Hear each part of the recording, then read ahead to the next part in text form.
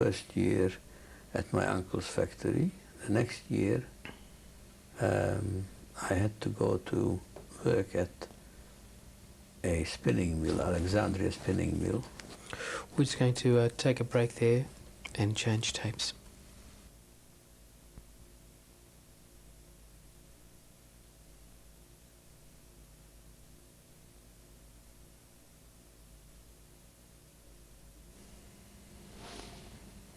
Interview with Rabbi Michael Mandel. This is tape 11. Rabbi, you were telling me about the work you did when you first arrived in Australia. After the first job with your uncle, what did you do? I went to a firm called Alexandria Spinning Mills and worked there for a few months until I went to Jersey knitting mills in the city. In George Street, and I was there till the end of that year, and in fact beyond that I worked also for a firm in Sydney by the name of J.R. Love, the makers of Mother's Choice flour and Kinkara tea. And in 1950, I went up to the Blue Mountains and worked there for a few months as an upholsterer's assistant. I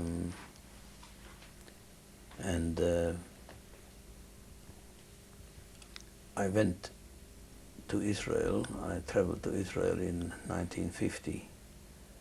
Left with an English boat.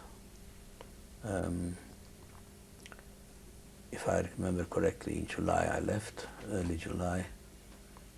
It was the SS Multan, which was an ex-troop carrier. I went visit to France, and there I stayed for approximately 2 months. By the time What were you going to Israel for? I was going to join I received letters from my friends from the seminar and my madrich, as a matter of fact, to go to Israel because they gone on Hityashvut, that is settlement. They had a piece of land given to them by the Jewish National Fund, completely barren. Completely, nothing there, no buildings, nothing. There was, it was on the way between Akko and Tzfat. It was Akko and Tzfat, and there was this kibbutz there. They went there on Lag BaOmer in 1949. Yes, 1949, they went on Lag BaOmer, went on Hityashvut. The first group consisted of approximately 80 Chaverim and Chaverot. How long did you stay in Israel? I stayed from 1950 November to 1953 January. In those 3 years, what were you doing? At first I worked for the first 6 buildings that were put up in the kibbutz. I was one of 13 Chaverim that did that, from the bottom up, from scratch.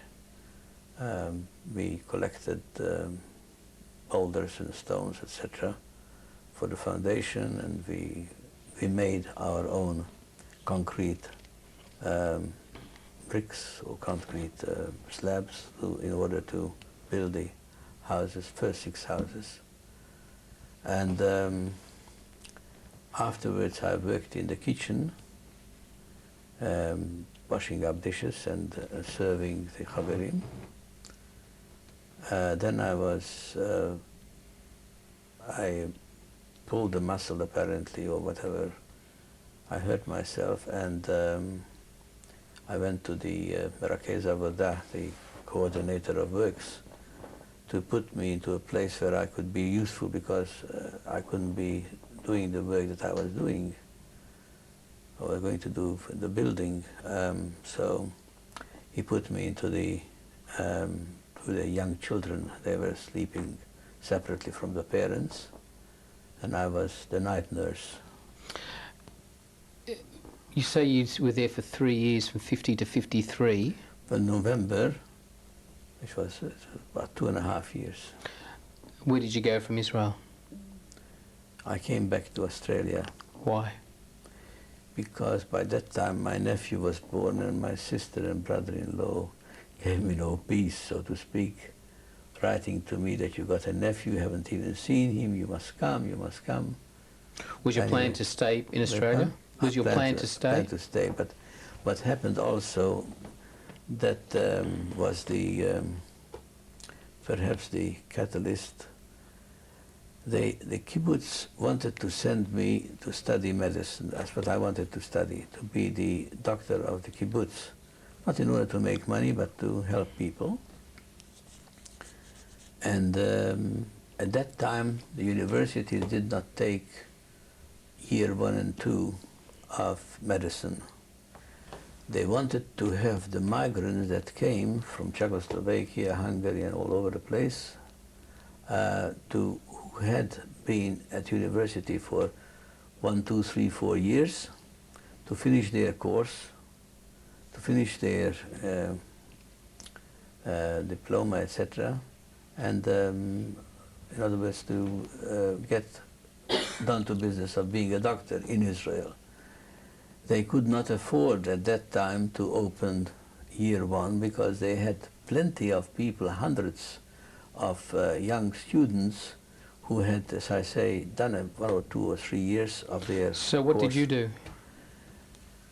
So it was, wait a second, it was at that time decided at a general meeting that, oh yes, they made arrangements for me when I was in the kibbutz, that I will be going into the Jerusalem corridor, one of the kibbutzim, and in exchange a chaver will come from there to my kibbutz, and I will be there in exchange.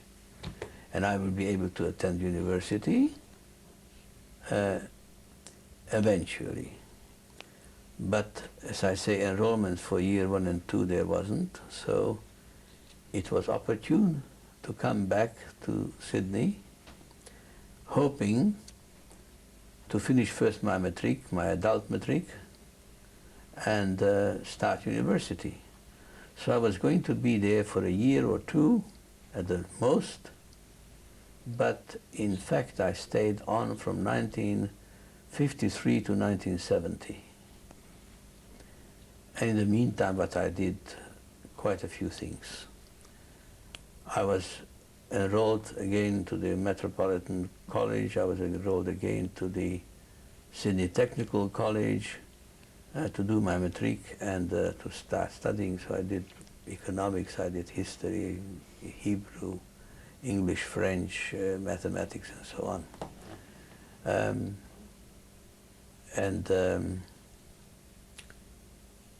I had to work at the same time, so I had to earn some money. For about 6 to 8 weeks I was walking my feet off to try and get a job. I was prepared to do anything, but there was no job. There was a tremendous number of unemployed at the time. My brother-in-law suggested that I start doing some hawking. So he gave me a couple of suitcases, filled it up with pajamas, twin sets, socks, stockings, night dresses, all sorts of things. And I went from house to house, knocking on the door and selling. I also went out to Helensburgh, which is a mining locality, went into the pub, took about half a dozen cardigans on my arm and went into the pub and sold them at 5 guineas or whatever. How long were you selling clothes for? That's what I did in 1953 until in December, the eve of Christmas, I bought a car, a J-van, a Morris J-van. And with that I went around still till May. And then in May I had one of the suppliers of my brother-in-law, who was also in the same business, suggested a place of work for me. That was with a Lebanese businessman by the name of Paul Candle, and I became his country traveler. Did your aspirations of what happened to your aspirations of becoming a doctor? Pardon? What happened to your aspirations of becoming a doctor? Well, I just had to postpone it until I could get my matric. Did you? Not then. What year did you get your matric? Not then, not until I, wait, I'll tell you in sequence. In 1954, 55, in 1954, I worked for Paul Candle. In 1955, I worked for 55, 56. I worked for Rosen, Mr. Harry Rosen, of blessed memory, a very fine man, very helpful to me. And then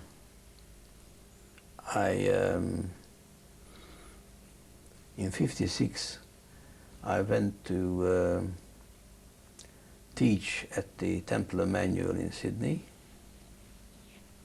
Became the senior teacher, eventually became the assistant minister to Dr. Bresch. I was there from between 56 to 60, the end of 60. In 56, my friend Barbara Kowalski, whom I took out for about 11 months, about a year before. We met in 1952 and I came back in 53, so in the interim I've seen her, but not only her, I've seen several other young ladies, and but I decided that I want to marry her, and when I came back in 53, we corresponded, and I took her to Australia, paid her fares, etc., to come to Australia. And I had to promise to the government that I will marry her within a short period after her arrival. That's on that basis she got the permit to come. In any case, I wanted to go and waited for her for 3 years. I had to send a letter from Rabbi Bernat that I want to marry her, for which she got the exemption from the army, because as a young lady of that age, she would have been eligible and had to go to the army. What year did you marry? We got married on the 18th of March 1956. Which city? She arrived in Sydney, in the Adasis Royal Synagogue. Rabbi Shmuel Bernat married us. I was at that time already working for Harry Rosen, and eventually Dr. Rudy Brush asked me if I would want to become his assistant. And I said, look, my fiancée is coming out very soon. We'll find out when she arrives. If she wants to, I'll accept it. And she agreed, and I accepted it, and was there for 5 years at Temple Emmanuel. In 1960, February the 24th was my elder son, Rabbi, born, and What's his name? Bepan. What is his name? His name is David Enoch Isaac. Tell me about David. David was not the first child. Unfortunately, we've had a daughter, but unfortunately died soon after birth. And the next pregnancy was the resulted in David being born in Sydney. And then there was another pregnancy, and it was slipped out, and in hospital during the doctor was there to give her an injection, but it didn't help. In 1964, my younger son, God bless him, was born, Daniel Baruch Shimon, and he was born on the 25th of May. Tell me about your two sons. My two sons, one lives in Israel now. Which one's that? That's David. The elder son lives in Israel since he, he went to school in Sydney, Murrah College, and then when I got I was at that time I left Temple Emmanuel in 1960, end of 1960, and went to the temple, went to Stratfield Synagogue with the approval of the Beis Din, and was given the permission to use the title Reverend. I was the chief minister of Stratfield Synagogue for 5 years, and for the sake of my children's education, I had to give him into a kindergarten, David, and I did. 1 year I gave him into the Meriden kindergarten, which was a Church of England school, girls' school, but this was a kindergarten. And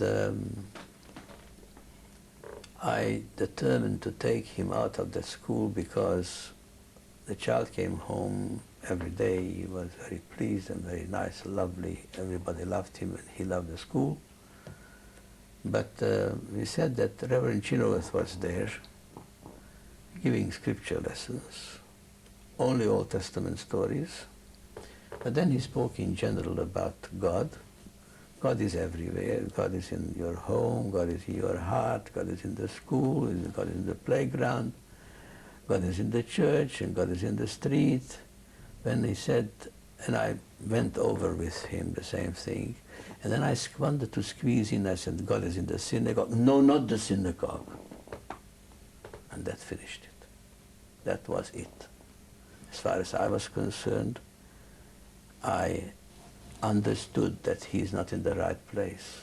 Not that he was doing it consciously, or that Reverend Chenoweth, he just left it out. He did not think of saying it. He was a great friend of mine, in fact. We were very close friends.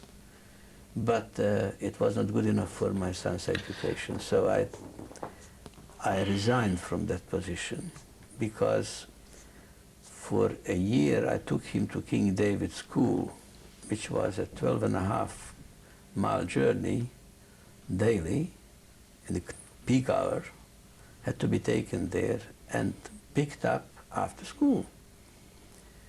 Now I wanted to do that, and I did that, but the congregation had an agreement with the Board of Education that part of my salary comes from them, for which in return I was to attend to a number of scripture classes, right of entry classes, very few, in fact, only about 4 or 5. And I was at that time, by that time I was doing 9 or 10 of them. And I said, I'm prepared to do even more, but it must be in the eastern suburbs or close to where my son can be picked up on time. Because poor kid was sometimes having to wait for me, traffic, etc., coming for him. because I had to go back to Stratfield. I did 50 miles there and back every day, attending to my duties. I didn't mind for myself, but the poor kid was roasted in the car, no air conditioning, etc. Rabbi, Anyway, you were telling me about David. What does he do in Israel now? he's lecturing and he's in charge of the English program of the Nachlat Tzvi Yeshiva, which is in Kiryat Moshe, very near his home where he lives in Givat Shaul. In 1970, December, I think the 16th of December, they arrived, my son and my wife and two children, Barbara, David and Daniel, arrived to Israel, and I picked them up from the airport and took them to a place which I rented. It was a young couple who went back to England for a while, and I took that for 3 months. And so they arrived in December, but I had a scholarship given to me in 1969. I took it up in 1970, and I was at the Harry Fischel Institute for 18 months. 10 months first on my own, and then the last 8 months with the children, my wife and children. What led you to make the decision to become a rabbi?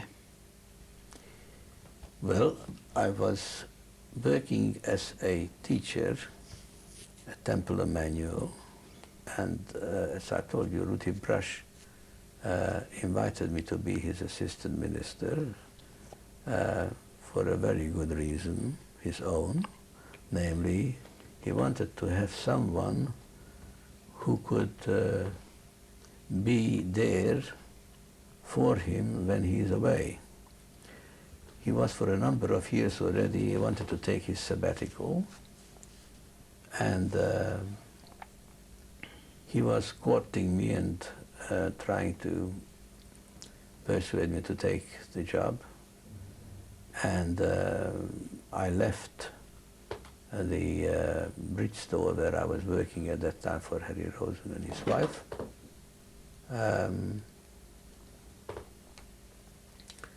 And came to the temple and became assistant minister, and was there for 5 years.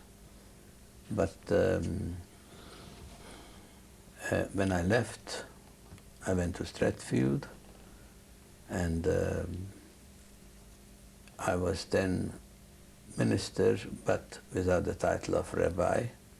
It didn't matter to me that I was without the title of rabbi, but it meant that if I move away from there, ever, a reverend was not getting the same pay and the same conditions. And so I wanted to do that. And if I am to be in the ministry, which I was, apparently by all accounts, I was doing quite well, quite popular and so on. So I might as well be a rabbi. And then we had a visit to the United Israel Appeal, but mostly the Yavne College here in Melbourne invited Rabbi Shai Yashuv Cohen, who was the dean of the Harry Fischel Institute and other institutions. He was also the vice mayor of, deputy mayor of Jerusalem. He came on a visit to be a appeal speaker for Yavne College. Rabbi Porush, of blessed memory, invited all the ministers and rabbis to his home to meet him. And that's where I met him, and he offered me a scholarship, a 3-year scholarship to Jerusalem. And when did you become a rabbi? What year was that? In 1971. And where was your first posting? Before I left the great synagogue, I had to look for a position for after my ordination. And I had to look after my family even during the time that I was studying. I had been looking for a position for several months, but nothing happened. And then suddenly, within the space of 3 or 4 weeks, I had 5 offers. Which one did you take? I took the one in Auckland because they were prepared for 2 reasons. They were prepared to wait for me for 2 years, and they were prepared to give me a personal loan from which I could look after my family. How long did you spend in Auckland as the rabbi there? Over 5 years, 5.5 years almost. After that? After that, I came back to Australia, and for 5 months I had no position except being the headmaster of the weekday and Sunday classes at Southside Synagogue.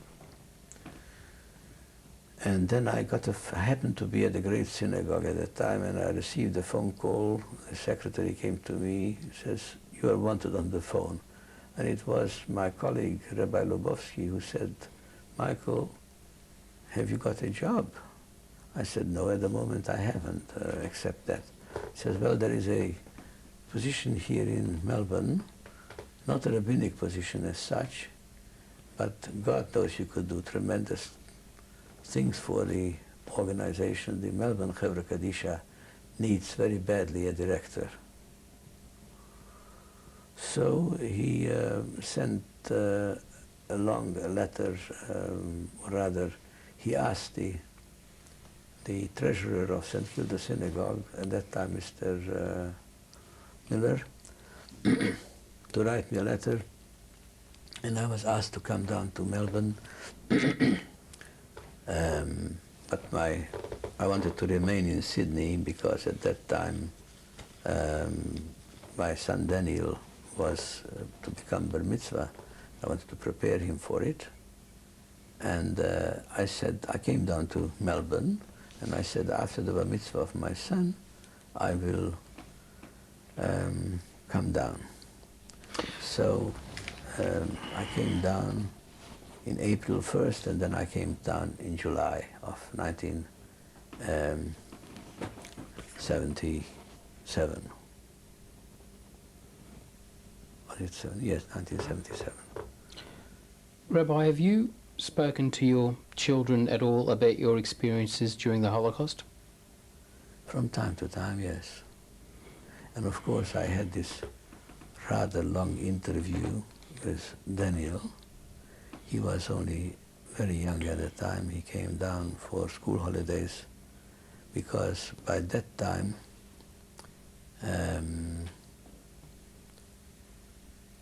I was divorcing my wife after the bar mitzvah, and he used to come down for school holidays and so on. And during that time we started it, but he did not finish it, and I sent him a tape which he transcribed.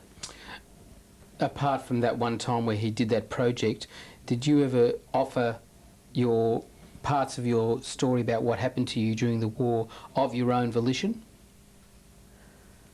Not really. From time to time, if it occurred, if the question was asked, I answered it, of course. I did, I suppose, speak about it, but not consciously, not in order to be recorded or something like that. What about amongst your friends and family? Oh, yes. Did you used to talk about those experiences? About it, but each time I spoke about it, I got